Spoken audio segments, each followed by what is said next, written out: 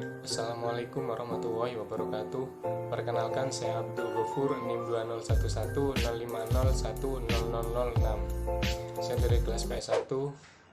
Di sini saya akan menanggapi video yang berjudul tentang perhitungan pendapatan nasional. Yang pertama, dari pengertian pendapatan nasional. Pendapatan nasional adalah nilai total atau output akhir suatu negara dari semua barang dan jasa yang diproduksi dalam satu tahun. Pendapatan nasional mempunyai beberapa konsep. Yang pertama, produk domestik bruto yang disingkat menjadi GDP. Yang kedua, produk nasional bruto yang disingkat menjadi GNP. Yang ketiga, produk nasional neto yang disingkat menjadi NNP. Yang keempat, pendapatan nasional neto yang disingkat menjadi NNI. Yang kelima, pendapatan perseorangan yang disingkat menjadi PI. Dan yang terakhir, pendapatan yang siap dibelanjakan atau yang biasa disebut disposable income. Produk domestik bruto atau GDP adalah jumlah produk baik barang maupun jasa yang dihasilkan oleh unit-unit produksi di dalam batas wilayah suatu negara atau domestik selama satu tahun. GDP memiliki rumus sebagai berikut. Pendapatan masyarakat DN atau dalam negeri ditambah pendapatan asing atau luar negeri. Sedangkan produk nasional bruto atau gross national product yang disingkat menjadi GNP adalah nilai produk baik barang maupun jasa yang dihasilkan oleh penduduk suatu negara nasional selama satu tahun, termasuk yang dihasilkan oleh warga negara tersebut di luar negeri. Jadi, jika ada seorang asal Indonesia bekerja di luar negeri, misalnya menjual pakaian, barang atau jasa yang dihasilkan termasuk ke dalam GNP. Cara menghitung GNP adalah pendapatan WNI dalam negeri plus pendapatan WNI luar negeri dikurangi pendapatan asing. Selanjutnya, produk nasional neto atau yang disingkat jadi NNP adalah produk nasional kotor atau GNP dikurangi penyusutan barang modal. Cara menghitungnya adalah GNP dikurangi D depresiasi atau penyusutan barang modal.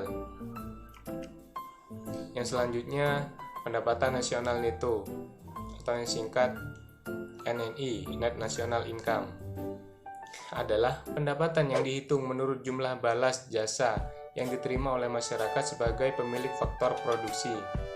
Cara menghitungnya adalah NNP dikurangi pajak tidak langsung.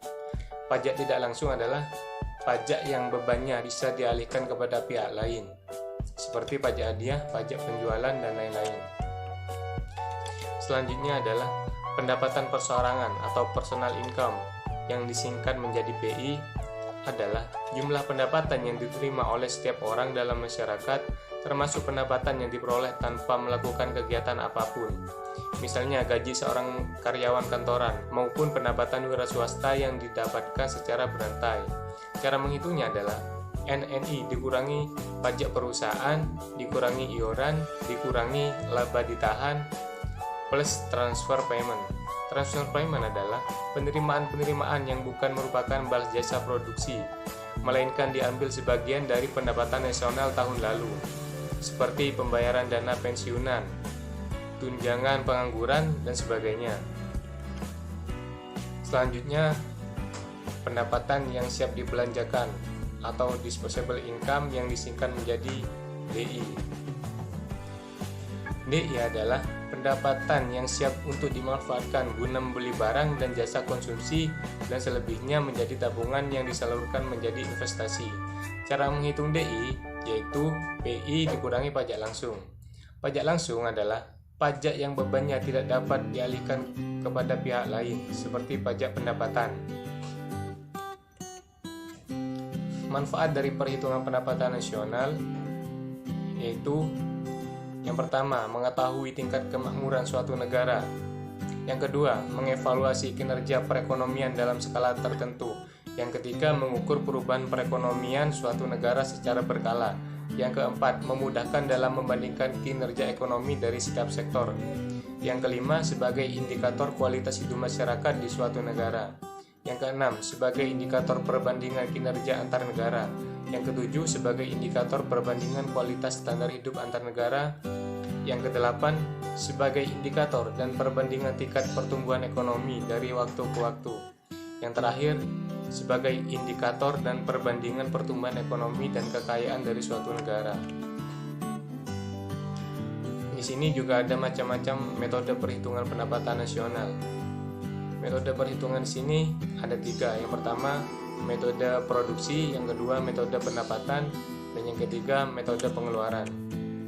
Metode produksi adalah menjumlahkan barang atau jasa yang diproduksi oleh seluruh usaha, baik itu BUMN maupun UMKM pada suatu negara dalam waktu setahun. Cara menghitungnya adalah Y sama dengan P1 kali Q1 plus P2 kali Q2 plus P3 kali Q3 dan seterusnya Pn kali Qn. Di sini Y pendapatan nasional, Q1 jenis barang ke 1, Qn jenis barang ke N, P1 harga barang ke 1, Pn harga barang ke N. Yang selanjutnya metode pendapatan. Metode pendapatan dihitung dengan jumlah pendapatan dari berbagai faktor produksi yang memberi sumbangan terhadap proses produksi. Di sini cara menghitungnya Y sama dengan W plus R plus I plus P. W di sini wage atau upah atau gaji. R rental atau sewa, bisa biaya sewa tanah, gedung dan harta tetap lainnya. I di sini interest atau bunga. P profit atau keuntungan. Yang terakhir metode pengeluaran. Metode pengeluaran adalah menjumlahkan semua pengeluaran dari rumah tangga, perusahaan, pemerintah, dan masyarakat pada periode waktu tertentu. Cara menghitungnya adalah Y sama dengan C plus I plus G plus X min M. C di sini konsumsi rumah tangga, I investasi, G pengeluaran pemerintah, X ekspor, M impor. Pendapatan nasional dalam perspektif Islam harus dapat mengukur penyebaran pendapatan individu rumah tangga. Yang kedua, harus dapat mengukur produksi di sektor pedesaan. Yang ketiga, harus dapat mengukur kesejahteraan ekonomi Islam. Yang keempat, pendapatan nasional sebagai ukuran dari kesejahteraan sosial Islami melalui pendugaan nilai santunan antar saudara dan sedekah. Yang terakhir ada sumber-sumber pendapatan nasional dalam ekonomi Islam. Yang pertama bersumber dari ghanimah, yang kedua sodakoh, yang ketiga infak, 4 zakat, yang kelima us, yang kelima jizyah, 7 kharaj, yang ke-8 pajak tambang dan harta karun, yang ke-9 wakaf. Mungkin hanya itu yang dapat saya sampaikan, kurang lebihnya mohon maaf. Saya akhiri, wallahul muwaffiq ila aqwamit thoriq. Wassalamualaikum warahmatullahi wabarakatuh.